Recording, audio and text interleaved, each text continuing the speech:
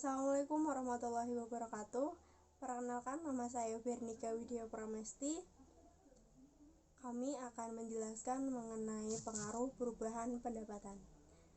Jika dilihat dari pengertian, pendapatan merupakan keseluruhan penghasilan yang diterima baik dari sektor formal maupun non-formal yang dihitung dalam jangka waktu tertentu. Seseorang bisa berpenghasilan dalam beraneka ragam, seperti bertani, nelayan, beternak, buruh, berdagang, serta juga bisa bekerja dalam sektor pemerintahan ataupun swasta.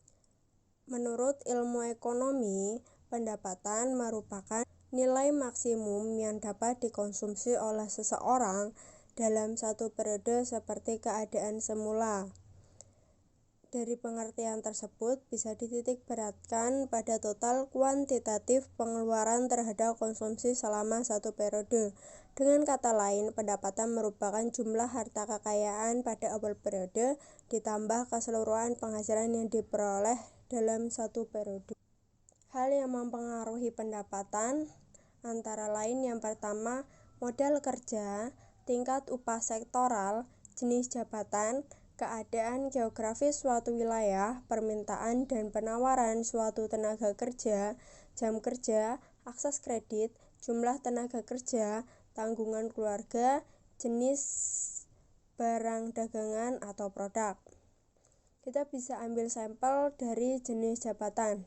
Jika seseorang mempunyai jabatan yang lebih tinggi, maka semakin besar juga pendapatan, karena seseorang yang memiliki jabatan yang lebih tinggi memiliki beban yang lebih tinggi pula. Yang kedua, ada tinggi rendahnya pendapatan yang diterima mempengaruhi jenis barang ataupun jasa yang dikonsumsi. Contohnya, tadi jenis jabatan. Seorang manajer biasanya membeli kendaraan yang lebih mewah ataupun lebih baik daripada karyawan biasa. Yang ketiga, ada perubahan dan tingkat pendapatan mempengaruhi permintaan dan beberapa jenis barang dan jasa yang dikonsumsi. Makin tinggi pendapatan, semakin tinggi juga konsumsinya. Semua keinginan dan kebutuhan seseorang dibatasi oleh berbagai faktor yang mempengaruhi, seperti pendapatan yang diterima untuk dibelanjakan. Garis anggaran pengeluaran atau budget line merupakan suatu kurva yang membentuk garis lurus yang menggambarkan kombinasi dari dua garis yang dapat dibeli konsumen oleh jumlah pendapatan tertentu. Garis anggaran juga dapat berubah jika yang pertama ada pendapatan konsumen berubah. Pendapatan meningkat akan menggeser garis anggaran konsumen menjauhi titik silang sumbu nol dan sebaliknya. Yang kedua, ada harga barang Y per unit berubah. Yang ketiga, harga barang Z per unit berubah. Dan yang keempat, kombinasi dari 1, 2, dan 3 di atas dengan syarat bahwa perubahan tidak profesional. Perubahan pendapatan mempengaruhi juga garis pengeluaran atau anggaran pengeluaran. Contohnya bisa kita lihat pada grafik tersebut. Misalnya, seseorang yang mempunyai pendapatan 90.000 dan harga makanan 6.000, lalu harga pakaian 9.000, maka permulaannya garis anggaran pengeluaran adalah pada titik P ke titik Q.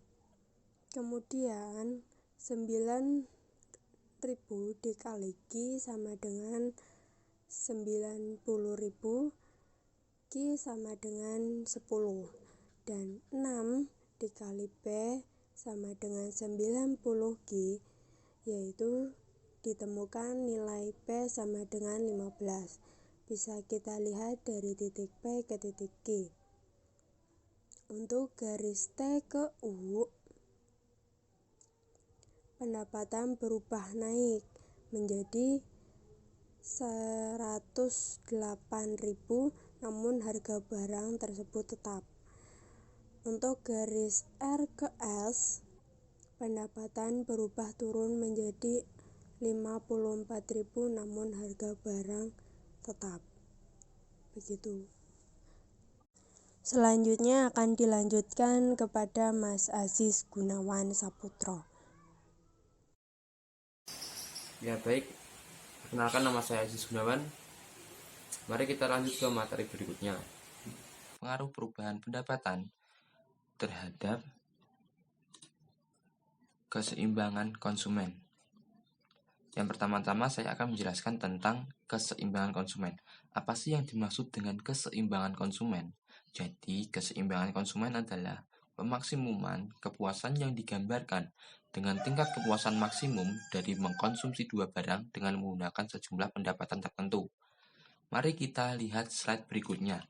Di situ, teman-teman bisa melihat ada grafik atau kurva keseimbangan konsumen, yang mana IC1 dengan titik A dan B menunjukkan kepuasan konsumen belum optimal. Kemudian di IC2 dengan titik C, konsumen mencapai titik kepuasan optimum. Yang kemudian IC3 dengan titik D, anggaran konsumen tidak mencukupi untuk memenuhi kebutuhan barang X dan Y. Maka dapat disimpulkan bahwa kepuasan maksimal konsumen akan tercapai saat rasio marginal utility terhadap harga barang telah sama. Atau kita rumuskan sebagai berikut, bahwa MUX per PX sama dengan MUY per PY, di mana MUX itu adalah marginal utility X dan PX itu adalah harga barang X. Atau kita bisa substitusikan dengan MUX per MUY sama dengan PX per PY. Di sini teman-teman bisa melihat grafiknya ya. Di situ keseimbangan konsumen itu merupakan kondisi di mana secara matematis slope kurva indifference sama dengan slope kurva budget line atau garis anggaran, yaitu PX per PY.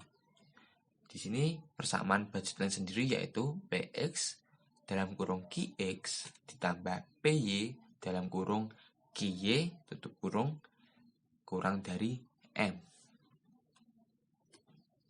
Oke, kita next ke slide berikutnya, yaitu pengaruh perubahan pendapatan konsumen terhadap keseimbangan konsumen. Di sini teman-teman bisa melihat grafik ya teman-teman ya. Di situ penjelasannya bahwa pergeseran garis anggaran A1 ke A2 menunjukkan naiknya jumlah Y dan jumlah X. Ini disebabkan oleh naiknya anggaran konsumen. Kemudian Income Consumption Curve atau ICC merupakan tempat titik keseimbangan equilibrium sebagai kombinasi produk yang dikonsumsi untuk memberikan kepuasan maksimum kepada konsumen terhadap berbagai tingkat pendapatan. Nah, di sini penjelasannya equilibrium itu adalah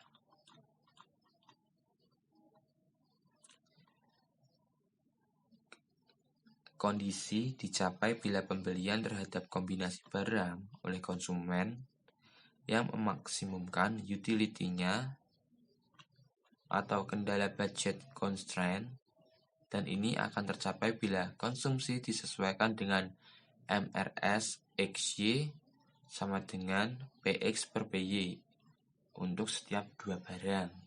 Gitu.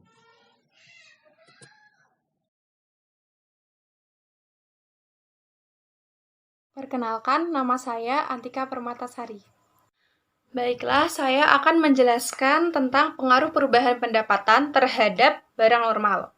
Nah, barang normal merupakan kelompok barang yang permintaannya akan meningkat apabila tingkat pendapatan juga meningkat.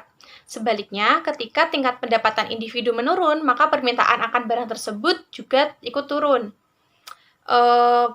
Barang normal sendiri secara ekonomi, dalam ekonomi memiliki elastisitas pendapatan yang positif. Seperti yang telah dikatakan tadi, apabila tingkat pendapatan naik, maka permintaan akan barang tersebut juga ikut naik, dan sebaliknya ketika pendapatan menurun, maka permintaan akan barang tersebut juga ikut turun.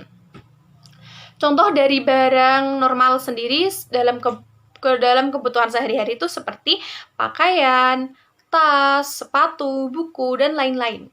Namun perlu diingat bahwa kategori barang normal dari individu dengan individu lainnya itu berbeda-beda sesuai dengan tingkat pendapatan dan faktor-faktor lain yang melatar belakanginya.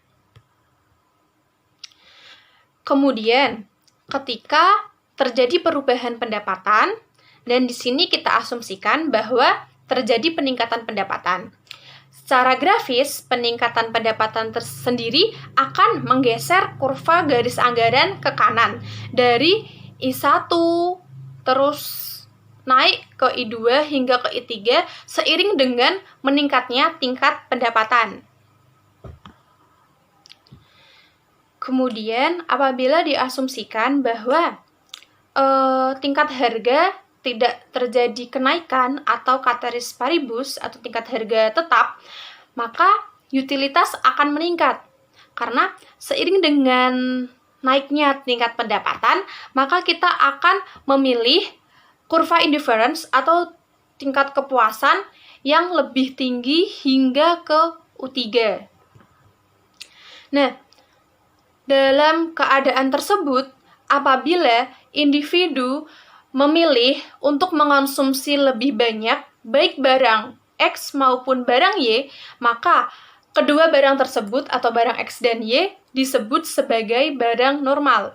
Atau secara matematis dengan turunan parsial dapat dituliskan dengan del XI per del I lebih besar sama dengan 0. Nah, kemudian bagaimana jika kita memiliki tipe barang lainnya? Selanjutnya ini yaitu pada barang inferior. Nah, bagaimana perubahan pendapatan terhadap barang inferior? Kembali, kita asumsikan jika pendapatan juga meningkat, maka akan terjadi perubahan dari kurva garis anggaran dari I1, I2, dan I3. Nah, kurva garis anggaran yang semakin jauh dari titik asal, maka hal tersebut menunjukkan bahwa tingkat pendapatan dari individu yang semakin meningkat. Nah, maka dari itu, ada peluang bagi individu untuk mendapatkan tingkat kepuasan yang tinggi. Ketika pendapatan dari individu terus meningkat, secara otomatis kita akan memilih tingkat kepuasan atau kurva MRS atau kurva indifference yang semakin tinggi, yaitu di U3. Nah, kemudian dalam keadaan ketika pendapatan meningkat dan harga barang tetap, nah pada barang normal, pada penjelasan yang tadi, dikatakan bahwa ketika pendapatan meningkat dan harga barang tetap atau ceteris paribus, itu kuantitas konsumsi dari barang X dan Y sama-sama meningkat. Nah, namun kali ini, apabila pendapatan meningkat dan dengan harga tetap, kemudian individu justru memilih untuk mengonsumsi lebih banyak barang Y dan lebih sedikit barang X. Nah, maka barang X ini dikategorikan sebagai barang inferior. Seperti yang telah dikatakan bahwa barang inferior merupakan kebalikan dari barang normal. Jadi, barang inferior merupakan kelompok barang yang permintaannya akan naik ketika pendapatan menurun. Atau ketika pendapatan naik, maka permintaan akan barang inferior ini menurun. Seperti itu. Barang inferior ini itu contohnya dalam keadaan-keadaan tertentu, seperti ketika dalam keadaan kesulitan keuangan, individu atau rumah tangga biasanya akan mengganti konsumsinya dari yang semula mereka mengonsumsi ayam sebagai lauk pauk, kemudian mereka mengonsumsi ikan asin sebagai lauk pauk. Nah, ikan asin ini merupakan barang inferior, jadi barang inferior itu bisa dikatakan barang pengganti yang kualitasnya kurang baik. Nah, penggunaan barang inferior ini biasanya ketika tingkat pendapatan kita menurun. Namun, perlu diingat juga bahwa standar atau kategori dari barang inferior sendiri dari setiap individu ini berbeda dengan individu lainnya sesuai dengan tingkat pendapatannya.